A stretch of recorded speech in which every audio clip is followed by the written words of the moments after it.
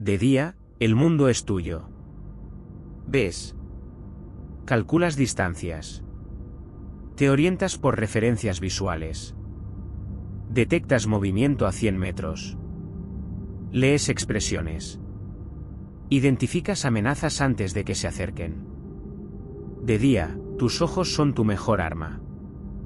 Tu sistema de información dominante. Tu garantía de control.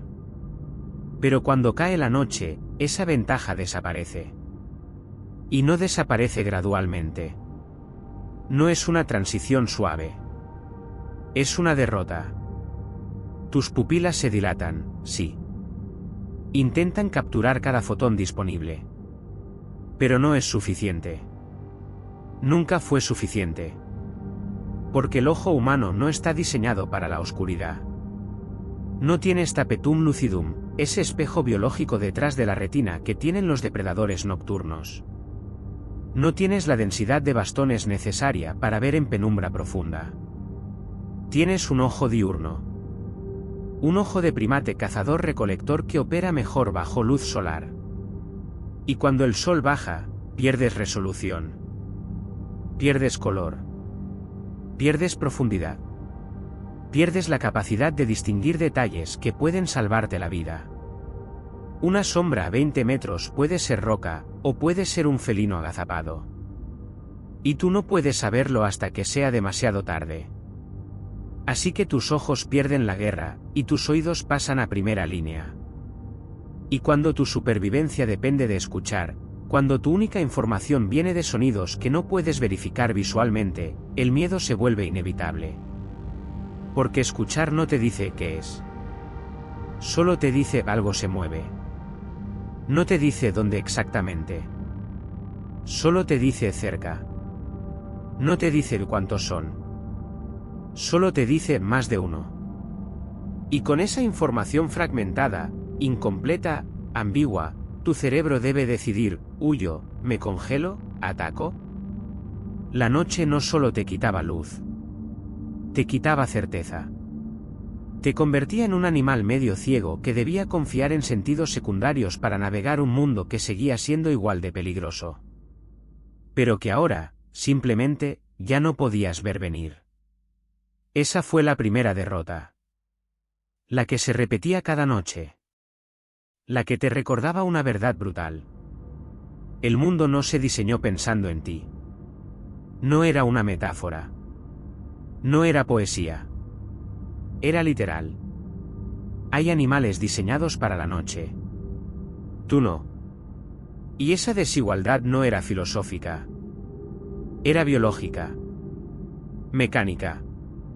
Brutal. El lobo ibérico, el lince, el oso pardo, las hienas que merodeaban por la península, todos ellos tienen algo que tú no tienes. Ojos que capturan luz residual con eficiencia quirúrgica. Bigotes que leen corrientes de aire. Almohadillas en las patas que suprimen el sonido. Olfato que detecta presencia a kilómetros de distancia. Ellos ven mejor de noche que tú de día. Huelen mejor. Se mueven sin ruido. Procesan información sensorial que ni siquiera sabes que existe. Mientras tanto, tú tropiezas. Dudas con cada paso porque no estás seguro de qué hay bajo tus pies. Te quedas quieto porque moverte es arriesgarte a hacer ruido, a caer, a delatar tu posición. Y lo peor, sabes que estás en desventaja. Lo sabes porque lo sientes. Porque tu cuerpo te lo grita con cada latido acelerado, con cada músculo tenso, con cada instinto que te dice no deberías estar aquí ahora. La noche era el momento en que la naturaleza te recordaba una verdad brutal que preferirías ignorar. No eres el dueño del mundo. Solo lo visitas. Y hay horarios de visita. De día, tú mandas. De día, tu inteligencia compensa tus debilidades físicas. Fabricas herramientas. Planeas estrategias. Coordinas con el grupo. Pero de noche, todo eso se diluye. Porque no puedes usar herramientas que no ves.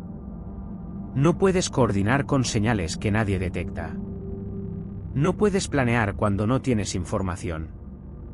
Y ahí, en esa oscuridad que nivela todo, que borra tus ventajas y amplifica tus debilidades, vuelves a ser presa. No ocasionalmente. No en teoría. Literalmente. La noche era el turno de ellos.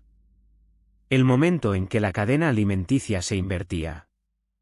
El momento en que el humano, ese animal extraño que de día parecía estar en la cima, volvía a su lugar real. En medio de la cadena. Vulnerable. Comestible. Temporal. Hay un tipo de silencio que pesa distinto. No es el silencio de no pasa nada. No es la calma. No es el descanso del mundo después de un día agotador. Es el silencio de algo ha entrado. Y la diferencia entre ambos, tu cuerpo la reconoce antes de que tu mente la procese. Porque el mundo natural nunca está completamente callado. Siempre hay capas de sonido superpuestas, el viento moviendo hojas, insectos zumbando en frecuencias constantes, aves ajustando posiciones en las ramas, roedores desplazándose entre la maleza. Siempre hay una banda sonora de fondo. Un ruido ambiental que te acompaña sin que lo notes conscientemente. Hasta que se detiene. Y entonces, todo cambia. Las aves dejan de moverse. Los insectos bajan el ritmo hasta desaparecer del espectro auditivo. Los pequeños mamíferos congelan sus desplazamientos. El paisaje se vuelve rígido, como si la vida contuviera el aliento. Como si cada ser vivo hubiera recibido la misma señal simultáneamente: peligro cerca, silencio absoluto, inmovilidad total. Y tú, humano prehistórico, estás conectado a esa red de alarma colectiva. No por cultura. No por aprendizaje consciente. Por necesidad evolutiva. Porque los animales pequeños tienen sistemas de alerta más sensibles que los tuyos. Detectan vibraciones que tú no sientes. Procesan cambios de presión que tú ignoras. Huelen compuestos químicos que tu nariz no capta. Ellos saben primero. Y cuando ellos se callan, es porque algo lo suficientemente peligroso ha entrado en el radio de detección. Algo grande. Algo letal. Algo que convierte el silencio en estrategia de supervivencia. Y ese instante, ese corte abrupto en el flujo sonoro del mundo, es la alarma más antigua de la Tierra. Una alarma que no necesita palabras. Que no necesita explicación. Que no necesita razonamiento. Solo necesita que tu cuerpo entienda el mensaje. Algo cambió. Y lo que cambió no es bueno.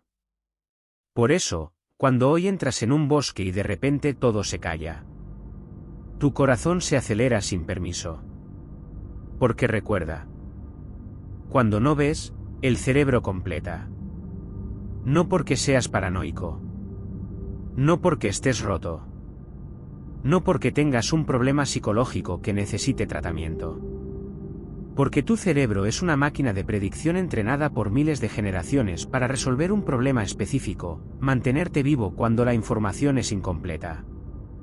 Y la oscuridad es, por definición, información incompleta. Así que tu cerebro hace lo único que sabe hacer: llenar los espacios en blanco. Toma fragmentos de datos visuales y construye narrativas. Ve una forma oscura entre los árboles y le da volumen, textura, intención. Detecta un contorno ambiguo y lo convierte en algo reconocible, aunque no esté seguro de qué es. Porque tu cerebro prefiere 100 falsas alarmas a una sola confianza equivocada. Porque equivocarte 1000 veces asumiendo peligro donde no lo hay te mantiene vivo. Equivocarte una sola vez asumiendo seguridad donde hay amenaza, te mata. Así que en la oscuridad, una piedra puede parecer un lomo curvado. Un arbusto puede parecer un cuerpo agazapado. Una rama puede parecer una extremidad lista para atacar. Y una sombra puede parecer una decisión. ¿Es algo? ¿Es nada? ¿Me muevo? ¿Me quedo? Y mientras tu mente consciente debate, tu cuerpo ya respondió. Ya liberó adrenalina. Ya tensó los músculos. Ya preparó la huida. Porque tu sistema nervioso autónomo no espera confirmación. Actúa en base a probabilidades prehistóricas. Y esas probabilidades dicen, si algo parece amenazante en la oscuridad, asume que lo es. Por eso la noche no solo ocultaba el mundo real. Inventaba mundos posibles. Mundos poblados por versiones distorsionadas de la realidad. Versiones amplificadas. Versiones peores. Y tú, parado en medio de esa oscuridad, debías navegar entre lo que realmente estaba ahí. Y lo que tu cerebro creía que podía estar ahí. Porque la diferencia entre ambos, muchas veces, era invisible. Hasta que dejaba de serlo. Y para entonces, ya era demasiado tarde para corregir el error. La noche te obligaba a vivir en un mundo de sombras que respiraban. De formas que se movían aunque no se movieran. De amenazas que existían hasta que dejaban de existir. O hasta que confirmaban que siempre existieron. El viento no era solo frío. No era solo incomodidad meteorológica. Era información. Información que viajaba a velocidades que tus piernas nunca alcanzarían. Información que cruzaba valles, montañas, distancias imposibles. Y traía noticias. Traía olores. Traía cambios de temperatura que anunciaban tormentas. Traía señales de movimiento en la hierba alta, ondulaciones que podían significar manadas o cazadores. El viento era el mensajero que no podías controlar. Y a veces traía lo peor. Ese olor denso, orgánico, que no sabes nombrar con palabras, pero que tu cuerpo reconoce instantáneamente. Olor a sangre vieja. A carne en descomposición. A depredador que acaba de alimentarse. A territorio marcado con violencia reciente. No necesitabas lenguaje para entenderlo. Tu nariz lo detectaba. Tu amígdala lo procesaba. Tu cuerpo reaccionaba. Todo antes de que tu mente consciente pudiera formular una pregunta. Porque antes del lenguaje, el miedo ya tenía diccionario. Un diccionario químico escrito en compuestos volátiles, en moléculas que flotaban en el aire y entraban directo a tu sistema nervioso sin pedir permiso. Y el viento era el cartero de ese diccionario. Cuando soplaba en tu dirección, te informaba que había pasado viento arriba. Que había muerto. Que había cazado. Que estaba cerca aunque no lo vieras. Pero también era traidor. Porque si el viento soplaba desde ti hacia afuera, llevaba tu olor a todo lo que estaba delante. Anunciaba tu presencia. Telegrafaba tu posición. Delataba tu existencia cualquier cosa con nariz funcional que estuviera cazando. Por eso el grupo aprendió a leer el viento como un mapa táctico. A posicionarse según su dirección. A moverse con él cuando querían ser invisibles olfativamente. A evitarlo cuando no querían que su rastro viajara lejos. El viento era aliado o enemigo. Dependiendo de cómo soplara. Y de noche, cuando no podías ver, cuando tus ojos ya no servían para anticipar peligro. El viento se convertía en tu única fuente de información remota. En tu radar químico. En tu sistema de alerta temprana. Y cuando traía ese olor que no necesitaba traducción. Sabías que algo había cambiado en el mundo cercano. Que la muerte había visitado el territorio. Y que podía regresar. El fuego era más que calor. Mucho más. Era territorio iluminado. Una burbuja de control en medio del caos. Un círculo donde las reglas cambiaban. Dentro de ese círculo, tú mandabas. Dentro, la oscuridad retrocedía. Los depredadores se detenían en el borde. El frío perdía poder. La noche dejaba de ser absoluta. Era un aquí mandamos nosotros, aunque, en el fondo, fuese mentira. Porque el fuego no era tuyo. No te obedecía. No respondía a órdenes. Era un pacto temporal. Una alianza frágil con un elemento que podía salvarte o devorarte. Y lo más inquietante es esto. El fuego también es frágil. Basta una ráfaga de viento fuerte. Basta humedad acumulada en la madera. Basta que la persona encargada de alimentarlo se quede dormida, agotada, vencida por días sin descanso. Basta un error. Uno solo. Y el Dios pequeño muere. Y cuando muere, no lo hace gradualmente. No te avisa con tiempo. No te da oportunidades de negociación. Se apaga. Y con él, se apaga todo lo demás. La luz que mantenía las sombras en su lugar. El calor que equilibraba la temperatura corporal durante noches bajo cero. La frontera invisible que decía hasta aquí llegan ellos, de aquí partimos nosotros. El fuego no era herramienta. Era infraestructura. La única tecnología prehistórica que convertía la noche de sentencia en negociación. Pero dependía de algo brutal, atención constante. No podías descuidarlo. No podías darlo por sentado. No podías asumir que seguiríais simplemente porque lo necesitabas. El fuego era un dios que exigía sacrificio constante. Madera. Vigilancia. Turnos. Coordinación. Prioridad sobre casi cualquier otra cosa. Porque perderlo no era perder luz. Era perder la única ventaja que tenías sobre la noche. Era volver a ser animal vulnerable en un mundo que nunca dejó de ser peligroso. Por eso el fuego se cuidaba como se cuida la vida misma.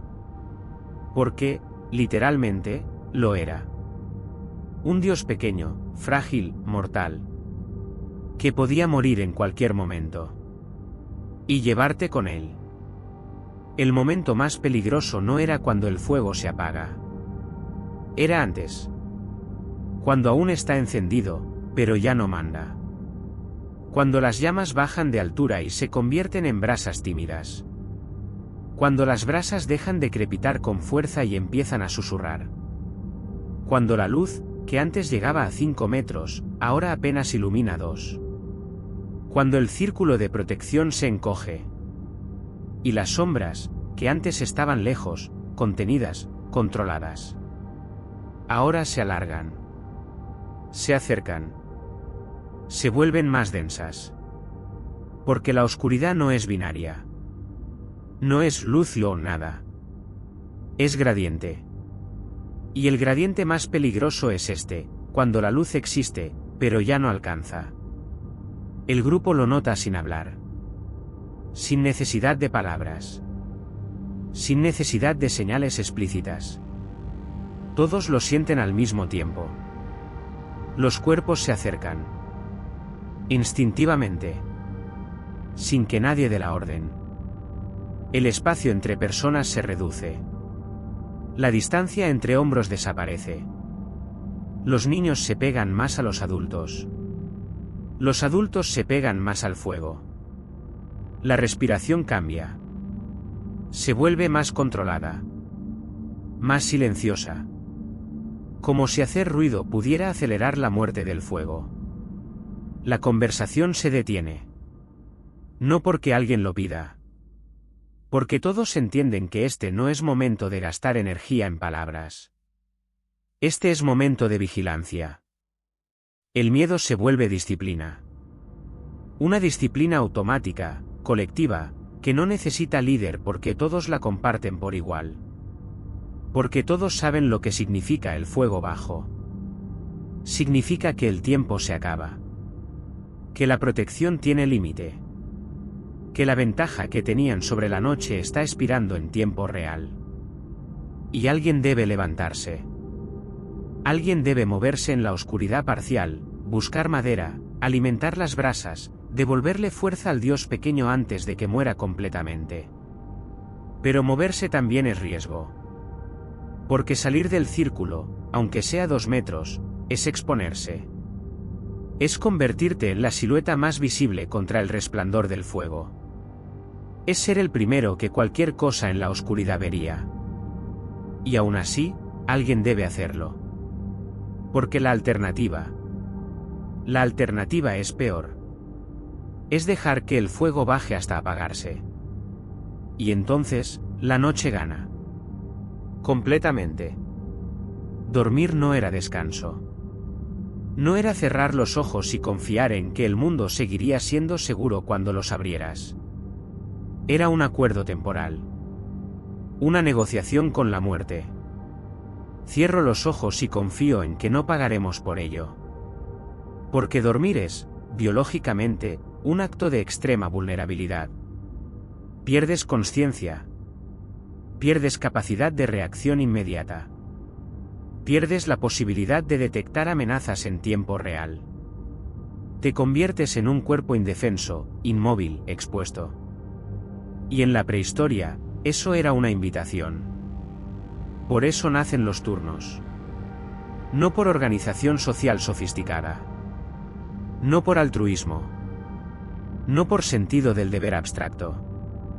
Por matemáticas brutales. Si todos duermen, todos mueren. Así de simple. Por eso el vigilante existe. No por heroísmo. No porque sea más fuerte o más valiente que los demás. Porque es su turno. Y mañana será el tuyo. Y pasado mañana será de otro. Porque la carga no puede recaer en uno solo. La vigilancia constante agota. Destruye. Rompe la capacidad de atención hasta convertirla en peligro. Así que se distribuye. Se rota. Se comparte. Pero nunca se elimina. Porque la noche nunca duerme. Y si nadie vigila mientras el grupo descansa, entonces la noche entra. Silenciosa. Paciente. Implacable. Y cuando te despiertas, si es que te despiertas, ya es demasiado tarde. Por eso dormir profundo era un lujo que casi nadie podía permitirse. El sueño prehistórico era fragmentado. Ligero. Interrumpido constantemente por el cerebro que verifica, ¿sigue el fuego? ¿Siguen los demás? ¿Cambió algo en el entorno? Era un sueño de alerta baja, no de desconexión total. Porque desconexión total era riesgo mortal. Y los que se desconectaban completamente no dejaron descendencia. Solo sobrevivieron los que durmieron mal. Los que despertaban con cada sonido extraño. Los que nunca lograban relajarse del todo.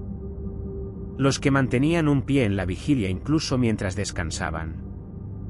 Y tú desciendes de ellos. Por eso hoy, miles de años después, en una casa con paredes, con puertas cerradas, con alarmas. Todavía hay noches en que duermes mal sin razón aparente. Porque tu cuerpo recuerda. Recuerda que dormir siempre fue negociar. Y que la negociación nunca fue justa. Hay un sonido que hoy nos relaja.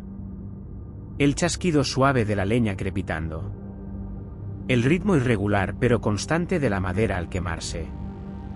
Ese sonido orgánico, cálido, reconfortante. Lo asociamos con cabañas. Con chimeneas.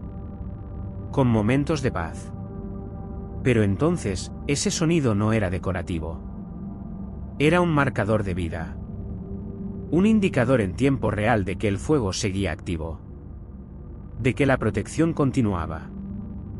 De que la frontera entre tú y la oscuridad todavía existía. El crepitar era música de supervivencia. Y como toda música, tenía ritmo. Tenía patrones. Tenía variaciones que tu cerebro aprendía a leer sin pensarlo. Cuando crepita fuerte, hay llamas. Cuando crepita suave, hay brasas. Cuando crepita rápido, la madera es fresca. Cuando crepita lento, la madera se agota. Tu oído se calibraba a esas frecuencias. Y las monitoreaba constantemente. Incluso mientras dormías. Porque tu cerebro podía hacer algo extraordinario, Seguir escuchando mientras descansabas. Podía detectar cambios en el patrón sonoro sin necesidad de consciencia plena. Y cuando el patrón cambiaba mal, despertabas. Pero lo peor no era despertar con el fuego apagado. Lo peor era despertar cuando el crepitar baja. Cuando el ritmo se ralentiza. Cuando los chasquidos se espacian cada vez más. Cuando los intervalos de silencio se alargan. Porque ahí, en ese momento, tu cerebro lo traduce como una frase directa. Se está acabando la protección. No es metáfora. Es lectura literal de información acústica. El fuego está muriendo. Y con él, la burbuja de seguridad. Y lo inquietante es esto. La oscuridad se acerca sin moverse. No necesita caminar. No necesita atacar. No necesita hacer nada. Solo necesita esperar. Porque el fuego se consume a sí mismo. El tiempo trabaja a su favor. Y cada segundo que pasa sin que alguien alimente las llamas es un segundo menos de protección. Un metro menos de luz. Un grado menos de calor. Hasta que el crepitar se detiene por completo. Y entonces, solo queda silencio. Un silencio que pesa. Que ocupa espacio. Que significa una sola cosa. El Dios pequeño murió. Y la noche ganó. Una cueva parece una casa. Parece refugio. Protección. Un lugar donde retirarse cuando el mundo exterior se vuelve hostil. Pero una cueva no es tuya. Nunca lo fue. Es un lugar con historia. Con dueños anteriores. Con inquilinos que quizá nunca se fueron del todo. Una cueva es un espacio que ya existía antes de que llegaras. Y seguirá existiendo después de que te vayas. O después de que no puedas irte. Porque las cuevas tienen algo que las casas modernas no tienen, profundidad desconocida. Un interior que traga luz y devuelve silencio. Pasillos que se estrechan. Cavidades que bajan. Grietas que conectan con sistemas subterráneos que nadie ha explorado. Y lo más peligroso de todo. Una entrada. Solo una. Eso que parece ventaja, es también trampa. Porque si algo bloquea esa entrada, no sales. Si algo entra por ahí y tú estás al fondo, no tienes alternativa. Si la cueva se derrumba parcialmente, quedas sepultado. Entrar sin saber, era apostar el futuro del grupo a una puerta. Por eso la cueva se inspeccionaba antes de ocuparla. Se olía. Se escuchaba. Se lanzaban piedras hacia el fondo para detectar ecos, profundidad, ocupantes. Se buscaban señales de vida reciente, huellas, excrementos, huesos, marcas en las paredes. Porque las cuevas buenas ya estaban ocupadas. Por osos que hibernan meses enteros. Por hienas que cazan en grupo y comparten guarida. Por lobos que crían camadas protegidas de la intemperie. Ellos llegaron primero. Y no negociaban. Y lo peor no era encontrar una cueva ocupada. Lo peor era encontrar una cueva aparentemente vacía.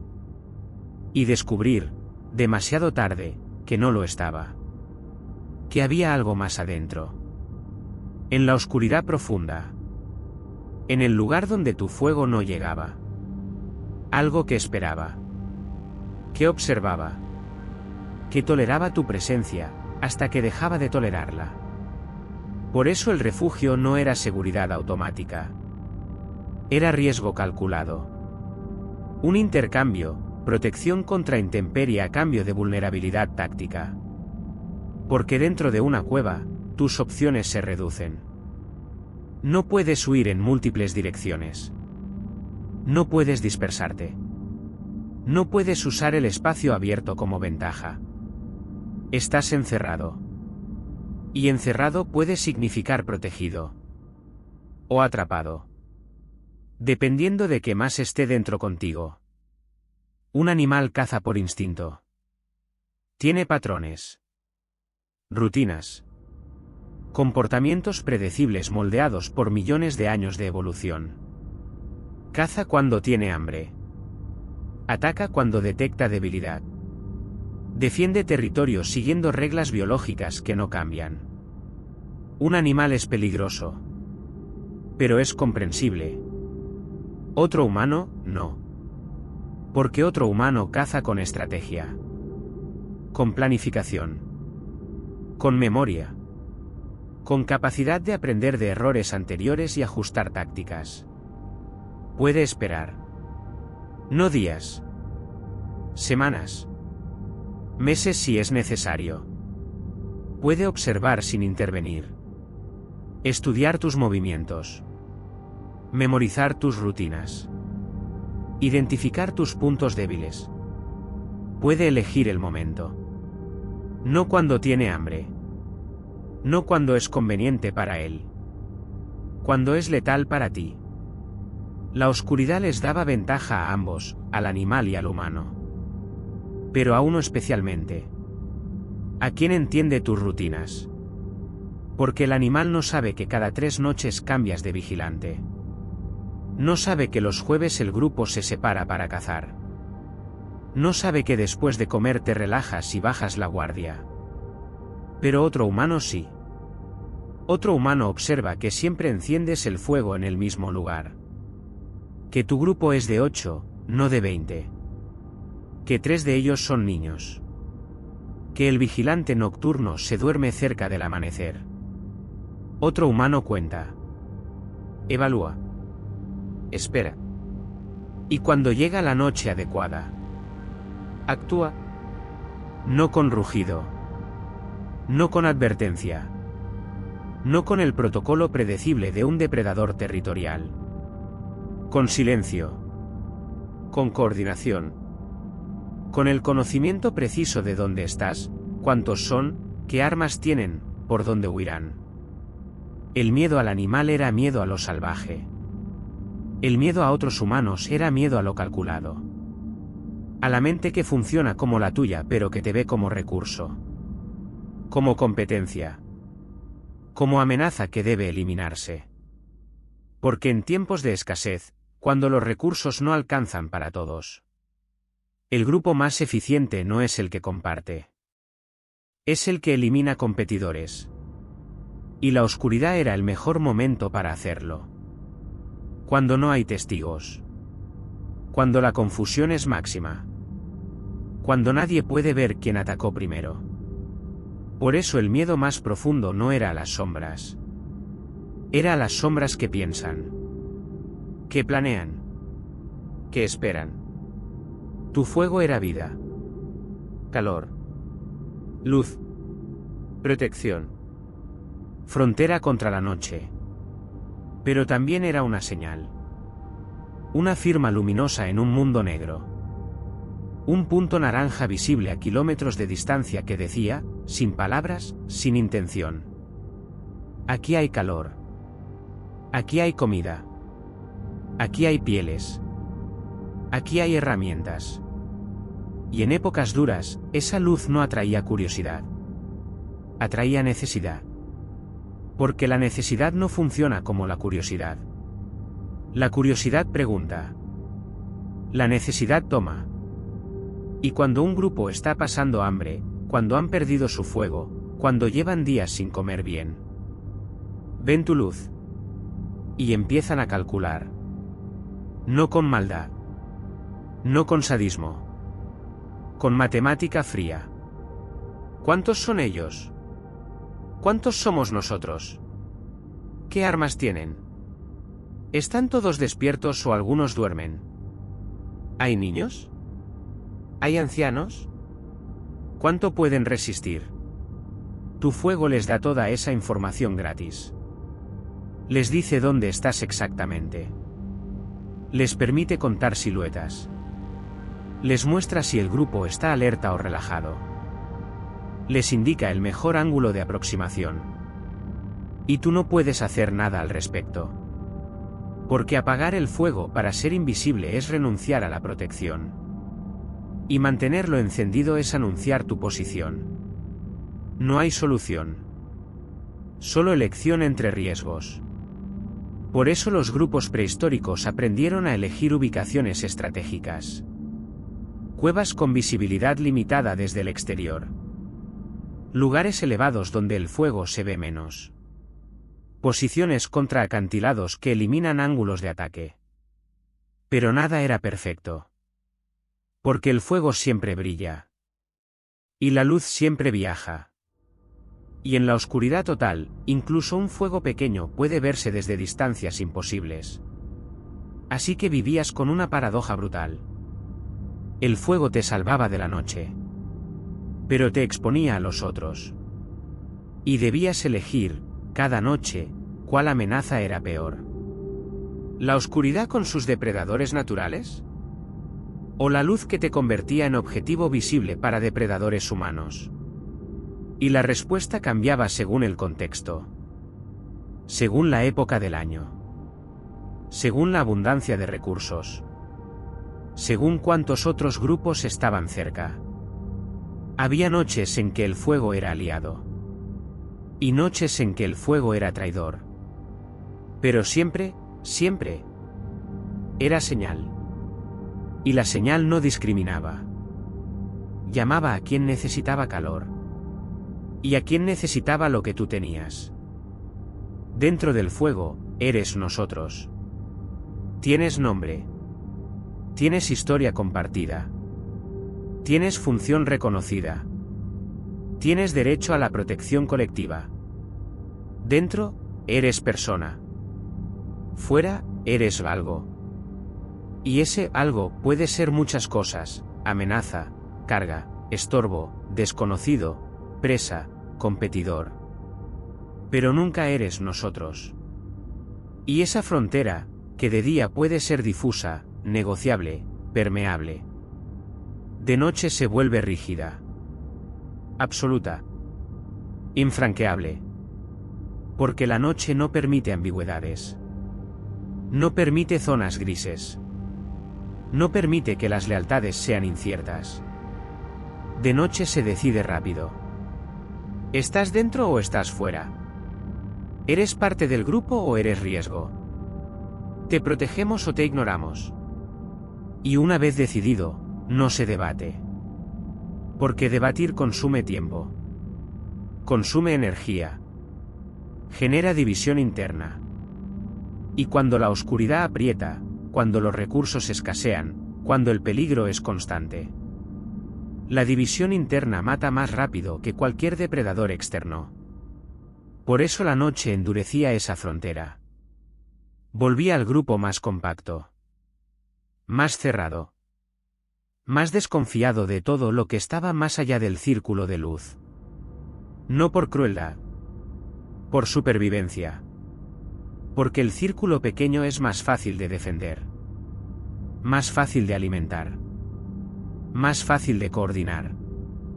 Y cualquiera que estuviera fuera del círculo, aunque fuera por 1 metro, aunque fuera por un instante, dejaba de ser prioridad.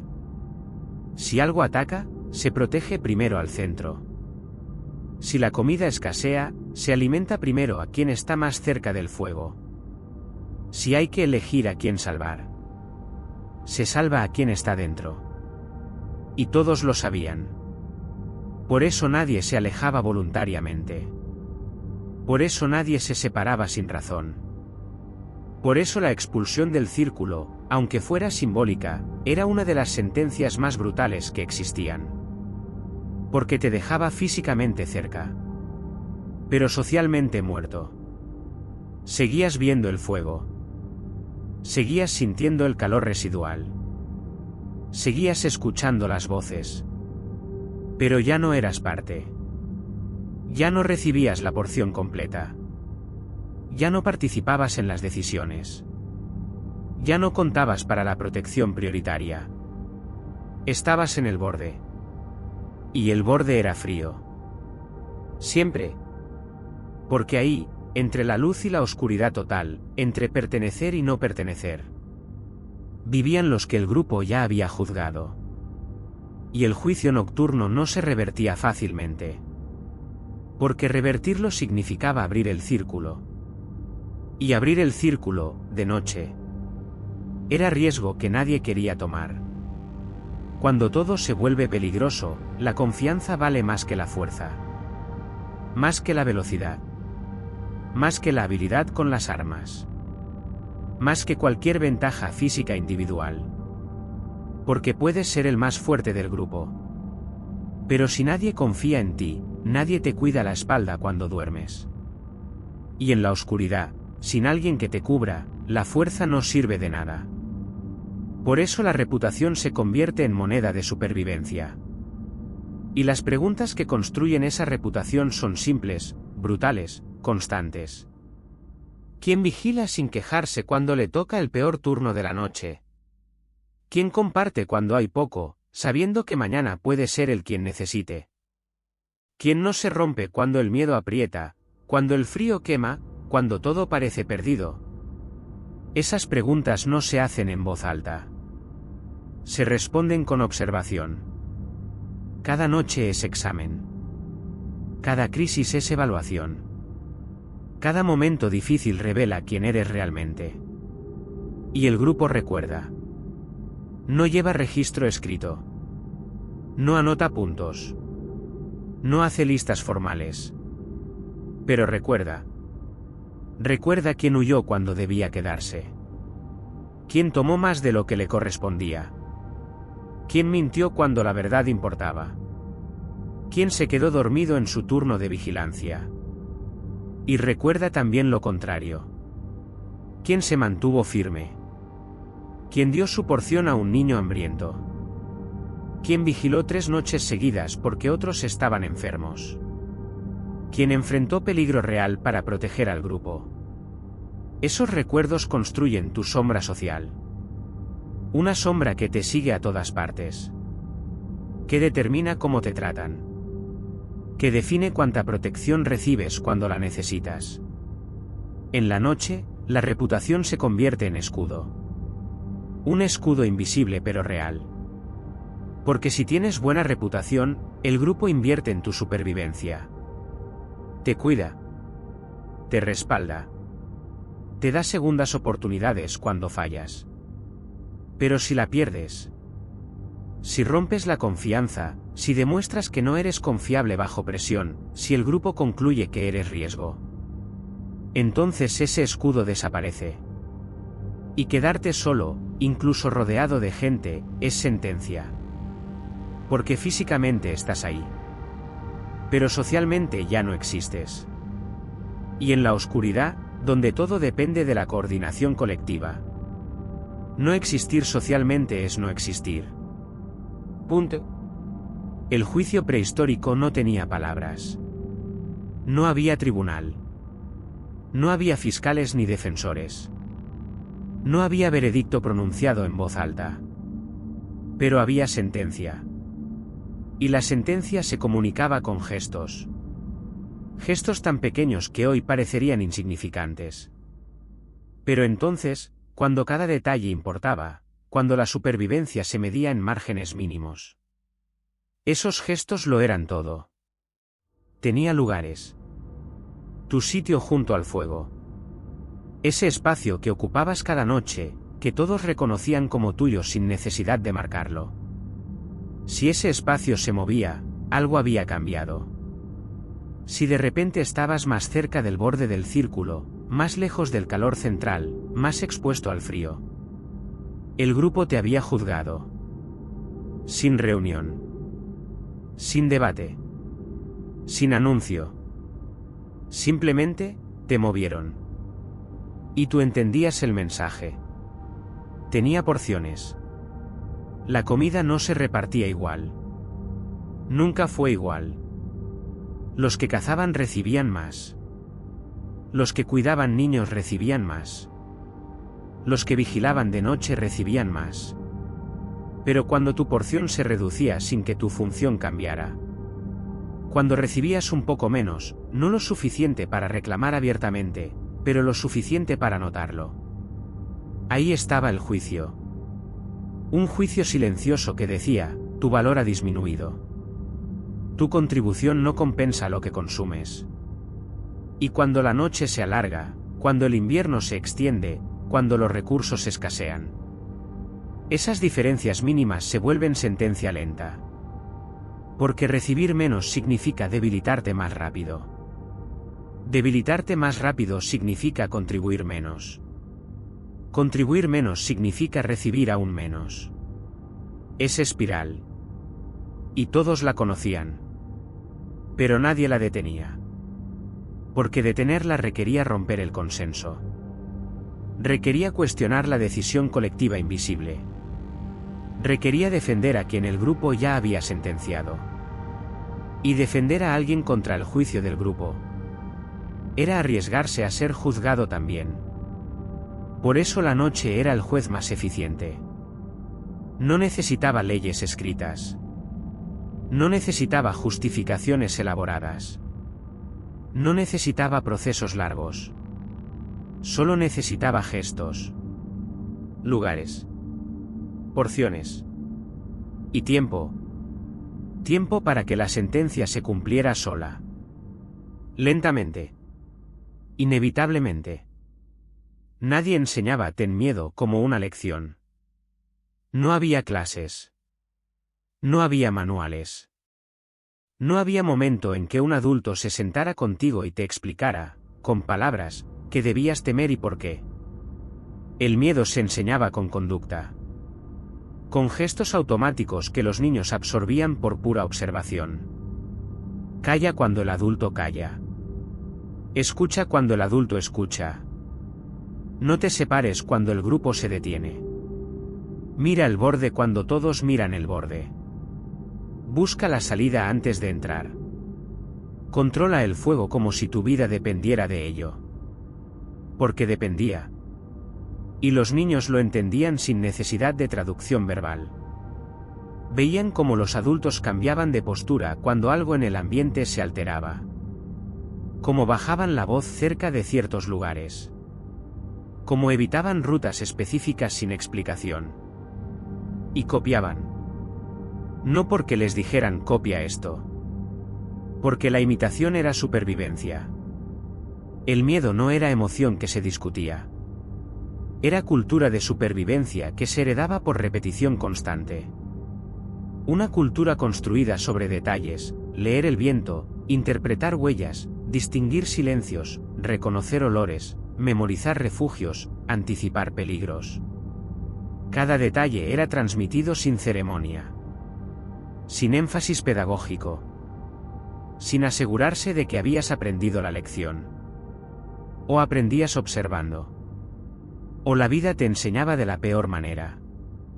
Y los que no aprendían rápido, los que no captaban las señales sutiles, los que ignoraban los patrones de comportamiento colectivo, no llegaban a edad reproductiva.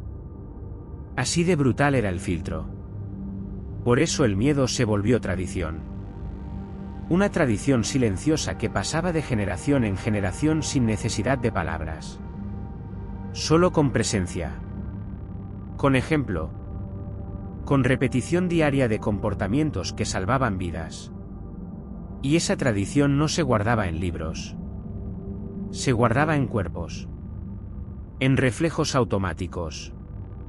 En reacciones instantáneas. En patrones de conducta que se activaban sin pensamiento consciente. Cuando un niño prehistórico veía a todos congelarse de golpe, él también se congelaba. Sin saber por qué. Sin entender la amenaza. Solo sabiendo que debía hacerlo. Porque el grupo entero había respondido de esa manera. Y si el grupo respondía así, debía haber razón. Y así, el miedo se volvía instinto compartido. No instinto biológico individual. Instinto cultural colectivo. Que se heredaba sin enseñarse explícitamente. Que se practicaba sin nombrarse. Que se perfeccionaba con cada generación que sobrevivía. Y se perdía con cada generación que no. Hoy entras en un sitio, y sin querer, miras dónde están las puertas. No es pensamiento consciente. No es decisión deliberada. No es paranoia moderna. Es automático.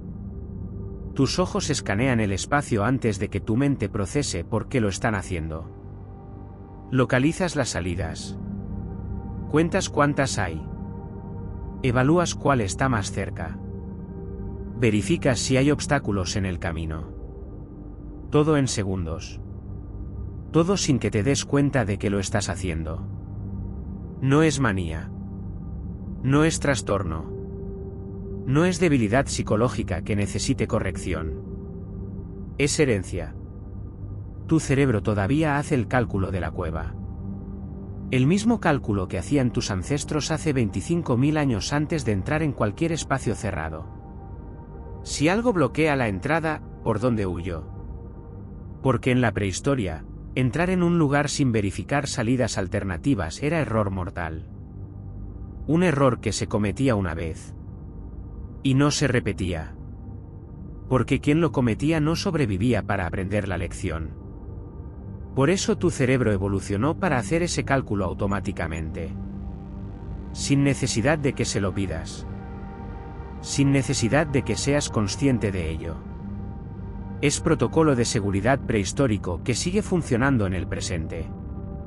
Y no importa que estés en un restaurante.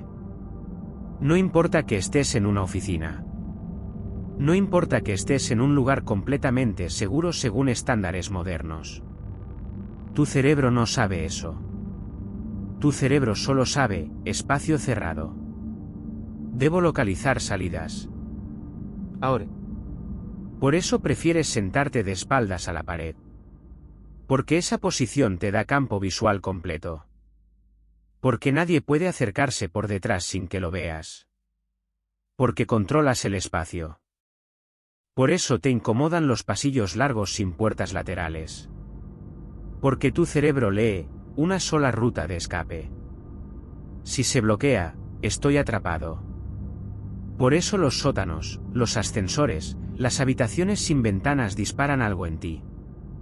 No es claustrofobia en el sentido clínico. Es reconocimiento prehistórico de riesgo táctico. Espacios donde tus opciones se reducen. Donde el control disminuye. Donde la capacidad de huir se limita. Y tu cuerpo no necesita razonar porque eso es malo. Ya lo sabe. Lo aprendió hace miles de años. Cuando quedar atrapado significaba morir atrapado. Hoy vives en un mundo donde las paredes son seguras. Donde las puertas se cierran desde dentro. Donde la arquitectura está diseñada para protegerte, no para encerrarte. Pero tu cerebro no evolucionó para este mundo. Evolucionó para cuevas. Para refugios naturales. Para espacios que podían convertirse en trampa en cualquier momento. Y sigue buscando salidas. Constantemente. Automáticamente. Sin descanso. Porque esa búsqueda es la razón por la que sigues aquí. Tu amígdala no sabe lo que es un apartamento. No sabe lo que es un ascensor. No sabe lo que es un parking subterráneo. No sabe lo que es un metro, un túnel, un centro comercial sin ventanas. No tiene categorías mentales para la arquitectura moderna. Solo tiene categorías prehistóricas. Y en su idioma, todo eso se traduce a una sola cosa. Espacio cerrado. Poca salida. Poca luz. Riesgo. Porque tu amígdala, esa estructura antigua en el centro de tu cerebro, no ha evolucionado significativamente en 25.000 años. Sigue funcionando con el mismo software. El mismo que mantenía vivos a tus ancestros en cuevas, valles, bosques nocturnos. Y ese software tiene reglas simples, binarias, inflexibles. Espacio abierto con múltiples rutas de escape igual a seguro. Espacio cerrado con una sola salida igual a peligro. Luz abundante que permite ver amenazas igual a seguro. Oscuridad que oculta información igual a peligro. No hay matices. No hay contexto. No hay sí, pero esto es diferente porque estamos en el siglo XXI. Solo hay, seguro o peligro. Y cuando entras en un parking subterráneo con techo bajo, columnas que bloquean visibilidad, iluminación débil, una sola rampa de salida. Tu amígdala activa la alarma. No porque haya amenaza real. No porque estadísticamente sea peligroso. Porque cumple todos los criterios prehistóricos de espacio hostil. Cuando subes a un ascensor y las puertas se cierran, sellando el espacio, eliminando salidas, reduciendo el mundo a una caja de metal. Tu cuerpo responde. Latidos que se aceleran ligeramente. Respiración que se ajusta. Atención que se agudiza. No es miedo irracional. Es protocolo prehistórico ejecutándose en contexto moderno. Cuando caminas por un túnel largo, sin ventanas, sin ramificaciones, con una sola dirección posible. Algo en ti se incomoda. ¿Por qué tu cerebro lee, sin alternativas? Sin escape lateral. Si algo viene de frente o por detrás, no tengo opciones.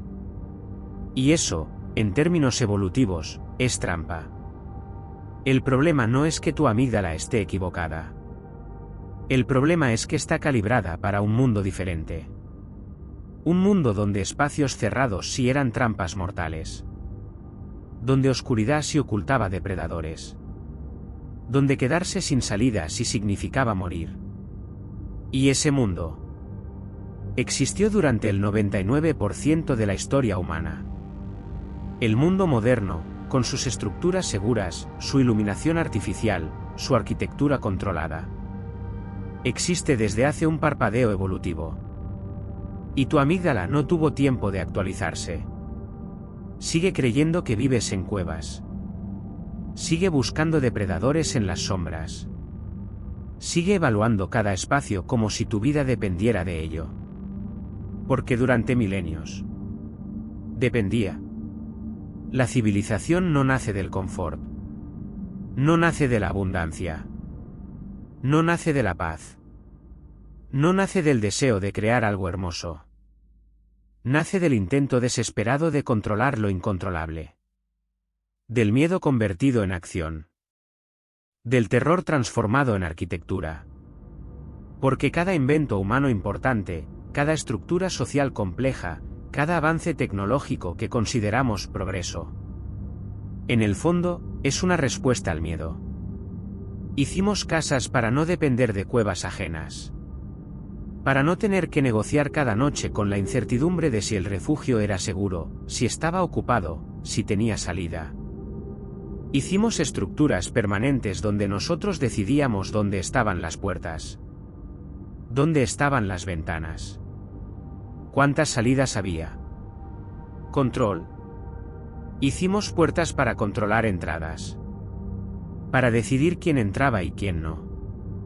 Para cerrar cuando era necesario. Para abrir solo cuando era seguro. La puerta con cerradura es la materialización del miedo a otros humanos. Es la frontera física que dice, aquí termina el mundo incierto y empieza el mío. Hicimos ciudades para multiplicar vigilancia. Para no depender de un solo par de ojos mirando la oscuridad. Para distribuir la responsabilidad de la protección entre cientos, miles de personas. Para crear sistemas donde alguien siempre está despierto. Donde alguien siempre vigila.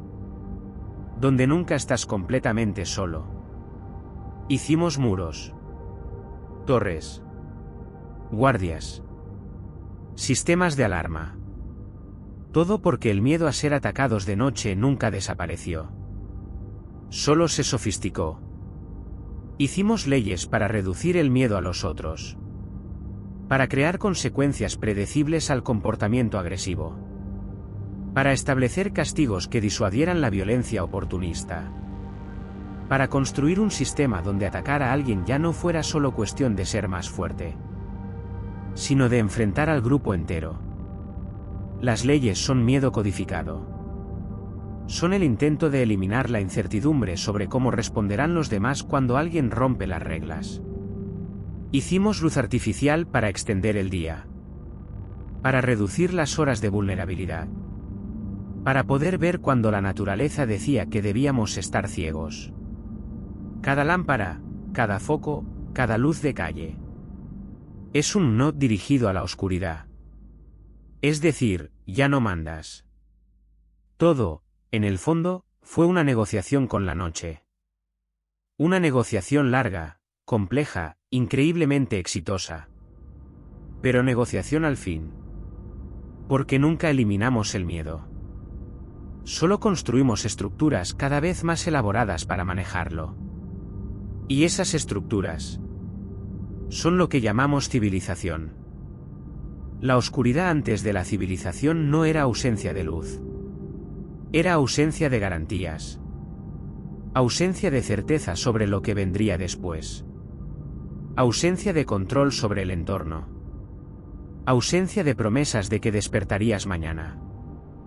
Era un mundo sin contratos. Sin protecciones. Sin red de seguridad. Un mundo donde cada noche era apuesta. Donde cada refugio era riesgo. Donde cada decisión podía ser la última. Y en medio de ese mundo brutal, incierto, implacable, el miedo no era debilidad. Era la herramienta más valiosa que tenías. Era el sistema de alarma que te mantenía vivo cuando todo conspiraba para eliminarte. Era la voz interna que te decía: verifica antes de entrar, busca salidas, no confíes en la calma aparente. Era el precio de la consciencia. Por eso el miedo no es una falla de diseño que debas eliminar. No es un problema psicológico moderno. No es ansiedad injustificada. No es irracionalidad. Es una herramienta antigua que aún trabaja dentro de ti. Que sigue funcionando con reglas prehistóricas porque esas reglas, durante milenios, fueron la diferencia entre existir y desaparecer. Y cuando hoy sientes ese escalofrío sin razón aparente, esa necesidad de verificar si cerraste la puerta, esa incomodidad en espacios sin salida, no estás roto. Estás conectado. Conectado con una línea inquebrantable de supervivientes que enfrentaron noches reales, peligros reales, muerte real. Y siguieron adelante. Porque el miedo los guió. Los mantuvo alerta. Los mantuvo vivos. Los mantuvo lo suficientemente cautelosos como para transmitir sus genes. Y esos genes llegaron hasta ti. La oscuridad ya no es lo que era. Pero tu cuerpo todavía recuerda cuando lo era. Y ese recuerdo, aunque a veces incómodo, aunque a veces parezca excesivo, es la prueba de que vienes de quienes sobrevivieron. Si quieres seguir bajando a este lado oscuro del origen humano, donde el pasado explica tus reacciones sin pedirte permiso, suscríbete. Aquí no contamos historias cómodas. Contamos las que todavía, en silencio, siguen vivas.